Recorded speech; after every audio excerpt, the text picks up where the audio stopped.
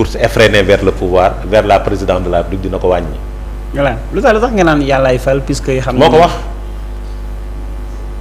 yàlla xam na ni yàlla xam na lu tax defuma président de la République. moom xam na ni yàllaay fal.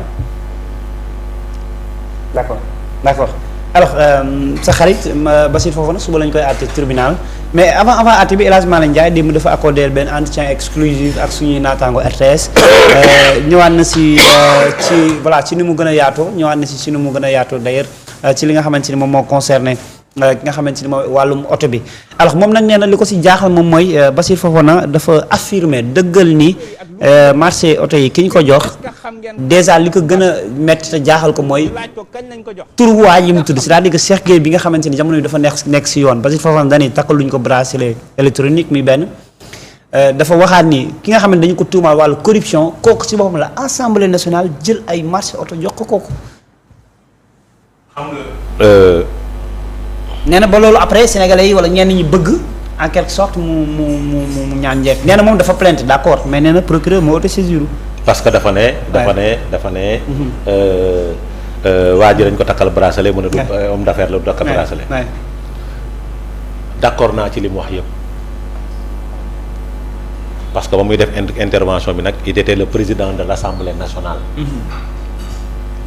mais am na lu mu ci teg. te looloo ma ëppal solo. ñiy wax nii fan lañ nekkoon ba ñuy jàpp Ahmed Pape Alé fan lañ nekkoon ba ñuy jàpp diw fan lañ nekk moom bi ñu koy takkal bracelet moom loolu cri de revanche la. il a donné un exemple en fait. Cri de revanche là un président de l'Assemblée nationale moo tax ma ne la ils ont un problème avec la tenue et la retenue un président de l'Assemblée nationale du fayantoo parce que sooy fàttali loolu rek yaa ngi bëgg a fayantoo te pourtant Bachir était source d'inspiration pour Ousmane Sonko voilà Bachir était source d'inspiration l'affaire des impôts au niveau de trucs c'est Bachir qui en avait fait un bon papier dans la presse moom fa la ko jëlee n'est-ce pas donc loolu moo tax may wax ni ñun dañu am problème avec certaines personnalités xam nga mënoo nekk deuxième personnalité de l'État du Sénégal ngay tenir yenn discours yi ngay am yenn comportement yi un président de l'Assemblée nationale tout encore une fois rek ni ma ko waxee Ousmane Sonko rek doit avoir de la tenue et de la retenue n'est-ce pas et te nag dañuy jàng dans notre formation un dossier pendant devant la justice kenn du ci wax parce que tu peux influencer directement ou indirectement waaw wala déet maintenant quand le président Assemblée nationale dans une déclaration tienne yenn discours peut influencer beneen posture la waroon am républicaine c'est-à-dire quand on lui a posé la question il devait répondre le dossier est pendant devant la justice on laisse la justice faire son travail ce que je devais faire à travers les avocats ils l'ont fait c'est ça le comportement d'un homme d'État. bu yemoon foofu. baax muy yow muy keneen est-ce que du ñu nekk nii non voilà. déedéet waroon na développer wala est-ce que tamit bon Sénégal loolu la non par rapport à la plainte. il pouvait préciser sur l'achat des véhicules. mais plainte bi moom fa la war ci mën a yem fa la war a yem parce que nag tu es un homme d'État tu es le président de l'Assemblée nationale. c'est-à-dire. interview boobu waroon ñëw. yàqal la sa temps de communication. même li El Malick wax yëpp. lenn moo ci viral li mu wax ci plainte Bassirou Diomaye Bassirou Fofana. sa communication est nulle. na ma baal. il a été maladroit donc. il a été très maladroit parce que nit ñi waxuñu li mu réalisé biir Assemblée nationale dagguñu ko wax mais ñi dagg wax li mu wax ci Bassirou Fofana. man je ne sais pas où se trouve leur conseiller en communication. foofu daf ci jël temps bu bari en fait. voilà warul yow fermeture de session nga nekkoon. am ay gan. malgré nag noos ngeen am ngeen ci droit mais fan la noos amee. waaw pourquoi yow tu cherches toujours. non assemblée non noos nañ dem noos nañ dem mais fan la ñu noosee en fait loolu moo ma jaaxal. noos nañ dem. nee na ay xaalis bu bëri. non waxuma loolu déedéet non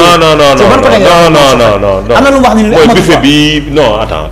buffet bi loolu xam nga man. mais bu dee noos mais man damay noos saa ma demee assemblée parce que buffet bi dafay je vais te dire une chose assemblée am na restaurant je vais te dire une chose xam nga man ànduma ak El Malick sur le plan politique donte c'est le président de l'Assemblée nationale mais il est en train de poser des actes au niveau de l'Assemblée nationale man damay tàccu waaw la tey la digitalisation j'applaudis les réformes sur le règlement intérieur j'applaudis beaucoup de choses j'applaudis mais bëggoon naa mu wax leneen ak leneen moo gën ñu may wax waxi Bachir Fofana quand je ne peux pas être spécialiste en communication je vois mon président de l'Assemblée nationale di def ay erreurs ma toog naan di ko tàccu non du ma ko tàccu il a raté sa communication parce que waruloon wax ci dossier bii. et pourtant Sénégal yu bëri ñu ne dafa war a génn leeral tuuma yi ko Bassirou une autorité suy génn di leeral c'est pas à travers une communication orale c'est une communication écrite point su boobaa doo génn doo gis ku la génn tontu la. kilifa day moytu ñu koy tontu. su waxee ba pare. kilifa. mais la politique a changé hein. déedéet là je ne parle pas de politique. j'ai dit kilifa laa wax. quand tu diriges une institution da ngay moytu soo génnee di wax ñu lay tontu ban nit bu jiite woon institution nga gisoon fii dans les temps ñuy génn di wax ñu leen di tontu mosoo ko gis. parce que il parlait rarement il parlait quand c'était important. waaw wala déet. donc dañ daan gérer seeni communication mais on a vu que tout est chamboulé dans cette république. est-ce que du pour dañuy génn di tontu. est-ce que du pour dire la vérité aux Sénégalais en fait c'est que Ousmane Sonko tamit loolu la jaay Sénégalais. ce que je veux dire. lu xew nañ ko wax. Sénégalais lu xew lu am déglul tax na ñu tontu ko tax na communication am yàqu li mu waroon fësul leneen a fës. voilà. nee naa la au-delà de la plainte. cette affaire de véhicule c'était juste un communiqué de la cellule de communication de la direction de la communication de l'Assemblée nationale mënoon na ko régler mu jeex. kon su boobaa du ci yëy yàbbi suñ ko posé question mu ne leen c'est une affaire pendante devant la justice bàyyi leen justice de liggéey point. mais man porté naa plainte mais c'est l'autosaisine du procureur mais du yow yaa war a wax loolu. du yow l'institution yaa war a wax loolu. d'accord n'est-ce pas. mais ñëwaat na ci oto yi parce que ñu ne leer marché bi procédure bi nee na dañu ko encadrer direction centrale des marchés publics ñoom ñoo la ñu jox. alhamdulilah DCMP. Adama may na nga naan ndox Adama may na nga naan ndox. alhamdulilah. mais man jàppoon naa ne ak li ñu wax yépp duñu commandé oto. pourquoi ñu war a delluwaat foofu en fait est-ce que xam nga ne dafa am benn vidéo très virale même soxna si tur bi laa fàtte sama jigéen la Assemblée nationale nekk mooy l'handicapé là en fait te mu nekk Mbacké te mu nekk handicapé moteur dañu am benn vidéo bu virale ki koy filmer mi ngi ci balcon Assemblée nationale bi ci porte bu mag bi taxi moo ko wàccee muy dugg jàpp ko mu toog après dem dugg. maintenant aussi vidéo boobu c'est pas ridicule en fait. maintenant. de voir un député de la. premier ba mu installé bañ ko installé. premier mois am jot na salaire am dans son salaire y avait une indemnité de 900 000 su demoon ca banque ba ñu lebal ko lépp 50 millions mu jëndal boppam otoom. du tax def ko damay laaj. mais obligation bi moo war ko def parce que 900 000 yi. yow c'est pour ton président bi ñëw na ce que je veux dire c'est pour ton confort oui ou non. pour confort député bi la pour mënu la permettre nga dem mener say activité def sa liggéey normalement oui ou non waaw lan moo la teree nga def ko. mu jël première indemnité bi rek première 900 000 yi rek premier mois bi. déglul soo demee soo demee ca banque ba tu as un mandat de 5 ans 5 ans laa la wax dinañ la defal prêt 5 ans